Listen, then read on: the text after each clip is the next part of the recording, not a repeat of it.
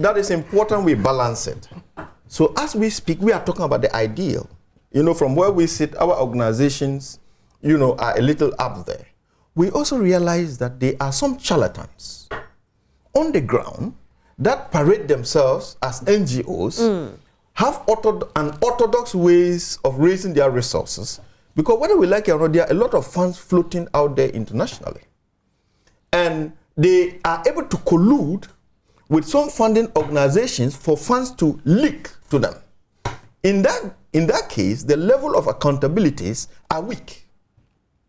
So those people are able to do whatever they want. Like the resource is just like the churches we have today. Some people say pastors are making money and so on. Are pastors NGOs? But no, I'm just trying to cite the example. Right. That it is the same broad brush that is used. Some pastors are doing a great work, but they can also be some underground that do it the same way. Right. In NGO sector, we also have some NGOs that might go out of the way and then misuse resources and have weak accountabilities.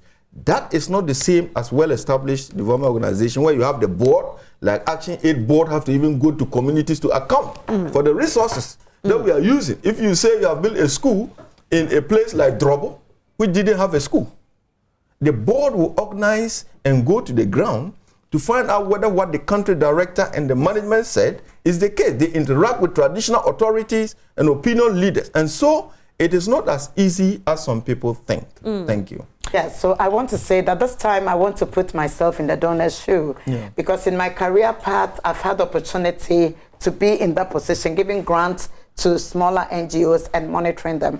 And I want to emphasize on accountability. It's so rigid. You would have to account for every pesewa.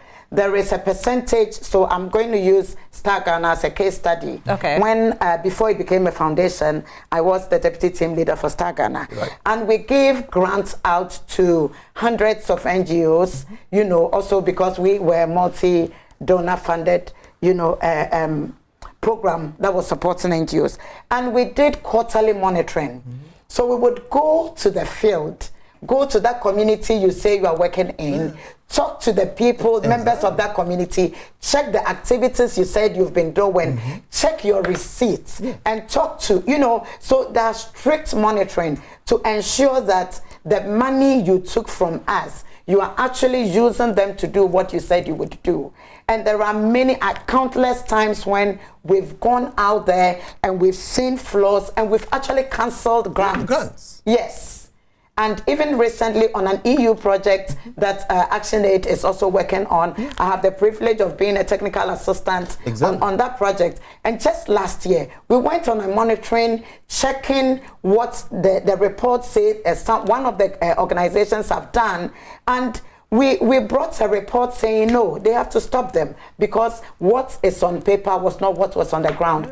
So if anybody is sitting somewhere thinking that NGO money, you can just get it and spend it and marry more wives, try it.